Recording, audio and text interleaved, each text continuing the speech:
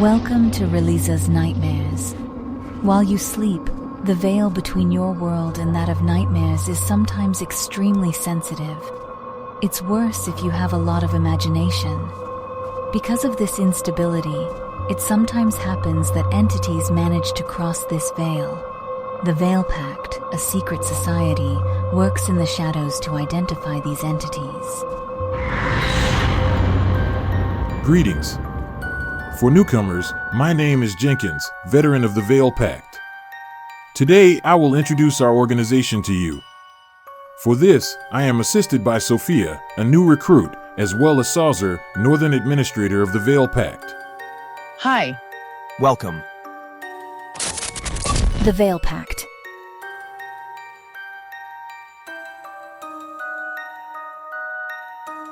The Veil Pact insignia represents our identity.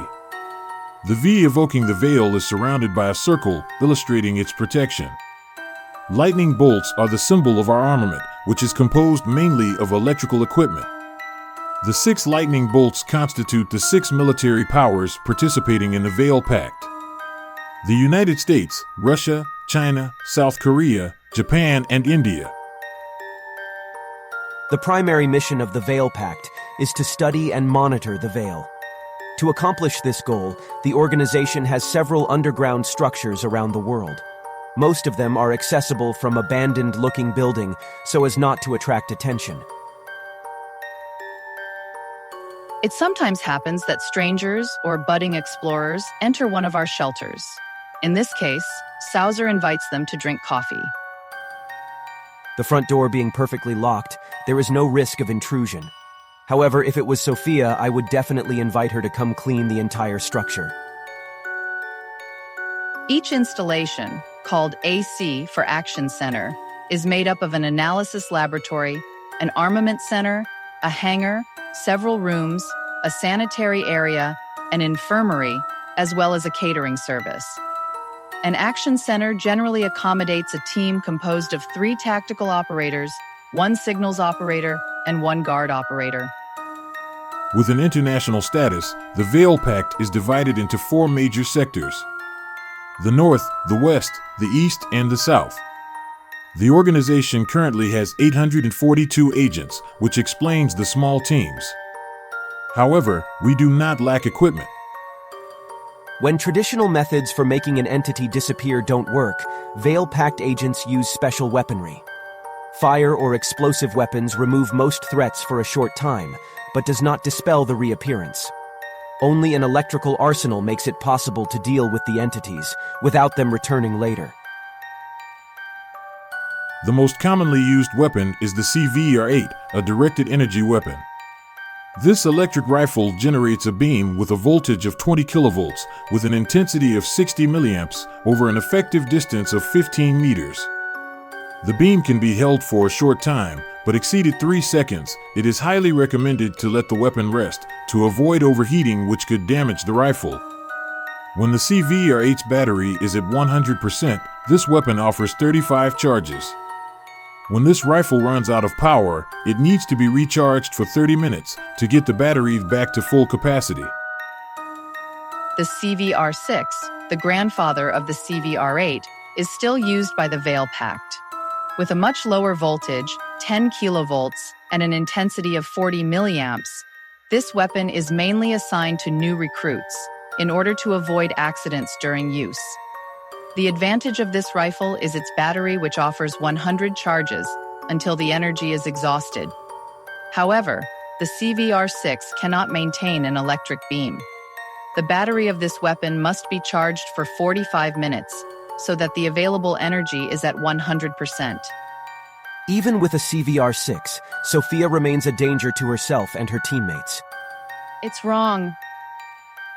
Currently, the United States and Japan are working on a prototype, the CVAR-1. This weapon is capable of firing electrical projectiles and bursts. The goal is to create an automatic, mobile, lightweight rifle capable of firing continuously for more than 10 seconds without any overheating. The ideal power of this weapon remains to be evaluated. The Veil Pact also has strategic equipment, such as CVT traps. When activated, These tools generate a magnetic field in order to trap a targeted entity. There are currently two models, the CVT-60 with a value of 60 Tesla over a distance of 8 meters, as well as the CVT-80 with a value of 80 Tesla over a distance of 6 meters, used only against critical level entities, such as the Soul Thief. It seems to me that during the last meeting, Zoan's information was incorrect. Please forgive her. A refresher course will be offered. Rarely used, CVG-3 grenades are still being tested. After 5 minutes of charging to be operational, a CVG-3 can be used within 24 hours, before becoming obsolete. 4 seconds after being unpinned, it triggers small electrical discharges of 3 milliamps, with a voltage of 10 kilovolts, within a radius of 15 centimeters around it. This effect lasts 3 seconds. The Veil Pact's most powerful weapon is the CVBO bomb. Only used during simulations, this bomb is however ready for real use. When activated, the CVBO triggers a huge electrical discharge of 15 amps in a radius of 50 meters. To finish with the armament, even if it is a desperate solution, each Veil Pact agent has an electric knife. On impact, the blade inflicts an electric shock of 2 milliamps, with a voltage of 500 volts. 4 years ago, a brain killer attacked the back of my head. I didn't have any gold on me. Despite the pain of its acid piercing my skull, I cut it for 1 minute with this knife. After a long and terrible agony, fighting against suffering, the brain killer has disappeared. The Veil Pact also has relics. Jenkins, Vigil has just deciphered the second page. It contains information on the 3 sanguinary knights. He needs your expertise as quickly as possible. All right. Jenkins, we need to shorten the meeting. Let's finish with the selections. Of course, let's move on to the darkest part, recruitment. Recruitment methods for the Veil Pact are divided into 2 categories: the military section and the civil section. In the military category, specific profiles are sought. Often, these are candidates with more than 6 years of experience in the Army, having already experienced critical situations in real combat. The selected profiles are evaluated with physical aptitude tests, then extreme psychological tests.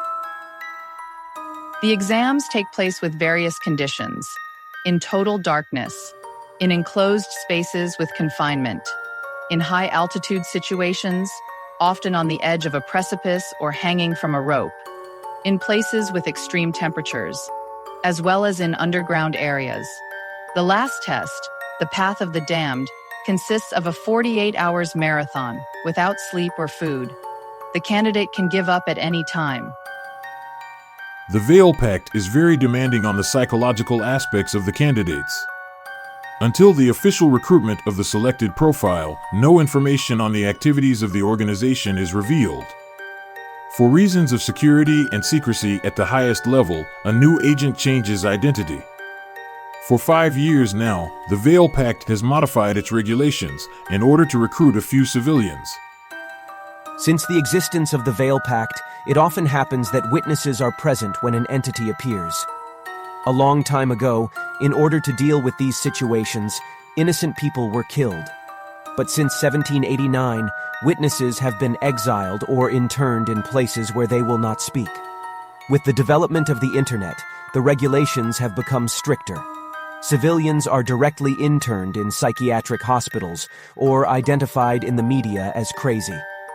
It was in 2019 that a new rule, called Jenkins' Duty, allows apparition witnesses to be recruited. In the event of refusal, the general regulations apply. Originally having no training or preparation, civilians who are recruited following an intervention often remain traumatized for life.